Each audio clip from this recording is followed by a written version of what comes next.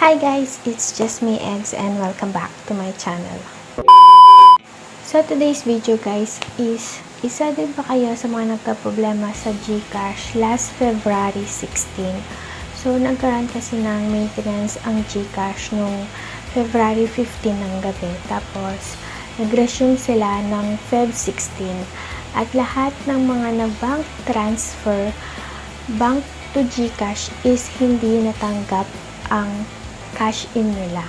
So halos BPI na bangko at isa ako sa mga nakaranas nito. So morning, nag-transfer ako ng pera sa aking GCash gamit ang aking BPI account. Sadly, hindi siya pumasok sa GCash ko pero nabawasan yung BPI account ko at merong confirmation ang BPI sa aking email na successful na yung transaction ko.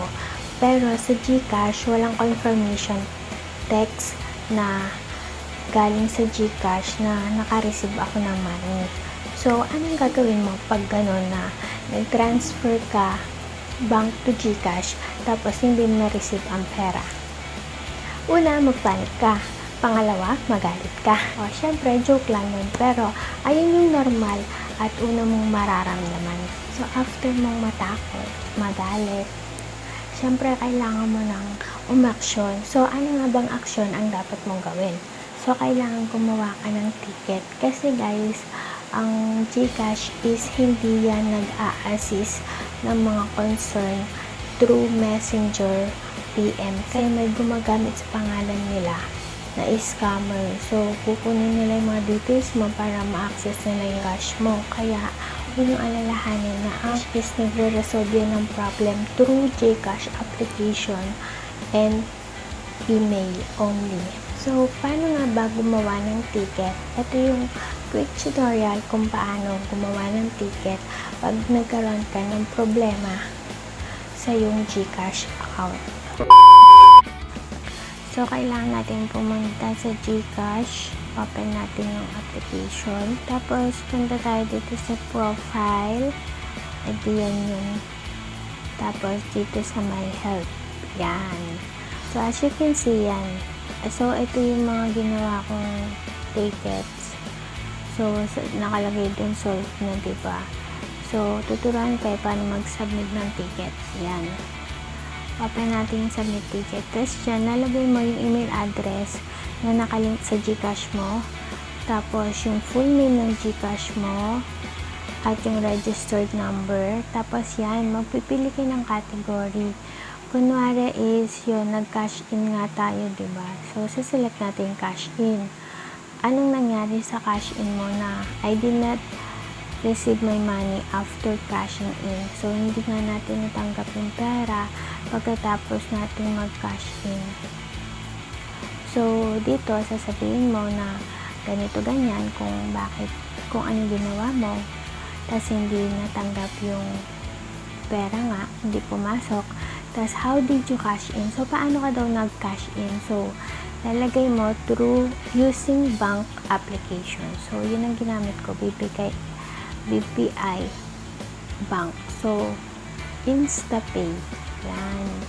So, InstaPay ang ilalagay mo, hindi yung PisoNet. Laging InstaPay pag bank. Tapos, yan. Kung ano yung pangalan ng bangko mo. And then, kung kailan ka nag-cash in. Nung ako, nung Feb 16, yan. So, isaset natin yan. Tapos, did you receive GCash reference number? Wala akong natanggap kasi wala nang chat or walang text sa akin yung GCash. Tapos, kung magkano yung amount na nilagay mo. At yun, yung kailangan mo ng attachment, yung proof na may ginawa kang transaction. Ako, yung nilagay ko dito is yung proof ng yung email sa akin ng BPI na successful nga daw yung transfer ko ng pera sa GCash. So, yun yung nilagay ko and then submit. Yun. After nun, magre-reply sa'yo ng GCash na natanggap nila yung ticket mo tapos ibibigay nila yung ticket number mo. Yun lang lagi mong tatandaan, yung ticket number na yun. Tapos, pag pa-follow up mo naman yung ticket mo, punta ka ulit pag gusto mong i-follow up yung ticket mo is magsasubmit ticket again ka.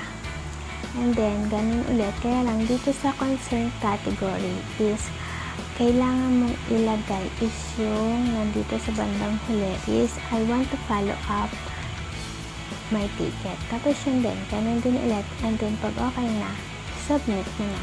So, ganun lang kadaling gumawa ng ticket sa GCash pag may problema kayo or na-encounter kayong problem sa GCash. So, ganun lang kadaling paggawa ng ticket pag nagka-problema ka. So, nandun na lahat, kailangan alam mo yung transaction mo.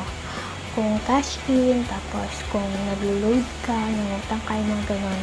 So, ako ngayon, nag-email ako and then sumagot sila ng sabi is 72 hours daw yung processing nun o yung pag-check kung talaga may na-transfer na pera sa akin kung anong problema. So, after 72 hours, wala pa rin akong makuhang response sa kanila. That's why, nag-follow up ako ng ticket.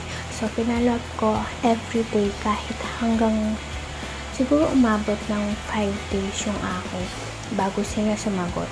At ang sagot nila is wala daw pumasok na pera sa GCash ko. At i-check ko daw yung account ko sa BPI, baka ibinalik yung pera. Ngayon, kung hindi binalik, is itawag ko daw sa BPI. So, that time, pagkagising ko, doon ko nabasa yun. Tumawag ako agad sa BPI and yun na sa kanila yung problema. Actually, sabi nila, i-refund nila yung pera within 3 banking days. Tumawag ako sa kanila ng Feb 22. Tapos, so dapat pag 3 days niya ngayong Feb 25, kaya lang holiday. So, expected ko tomorrow yung pera. Actually, wala pa talagang nababalik sa akin. So, hihintayin ko siya tomorrow kung mababalik. Pero, yung worries ko, medyo nabawasan kasi bangko na yung kausap ko eh. Unlike sa GCash, hindi mo siya matatawagan, maghihintay ka lang ng email, tapos hindi mo siya pwedeng puntahan kasi hindi mo alam kung saan sila pupuntahan. Wala silang appearance store. Unlike sa mga bangko, pwede mong puntahan, pwede mong tuwagan.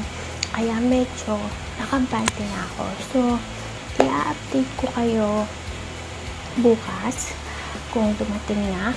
Ilalagay ko na lang sa description or sa comment.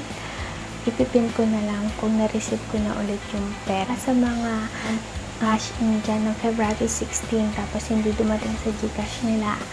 Hanggang ngayon, naghihintay kayo ng resolva. Itawag nyo na yan sa BPI nyo o kung saan man bangko. So, lesson learned, siguro never, hindi na talaga ako magtatransact ng bank to GCash. Siguro GCash to GCash na lang. Mas safe, mas walang problema. Kasi, gaya nyan, ang daming reklamo sa page nila na urgent daw yung perang kailangan nila. Pero hanggang ngayon, wala pa, diba? So, that's it for today's video, guys. Sana nakapagbigay ako ng information sa inyo at sana natulungan ko kayo dun sa mga nagka-problema ng February 16 sa GCash nila. So, kung gusto nyo yung video ko, huwag mong kalimutang mag-like. At kung bago ka pa lang sa channel ko, huwag mong kalimutan mag-subscribe. Hit the notification bell kung gusto mo maging updated sa mga latest videos ko. So, see you in my next vlog, guys. Bye-bye!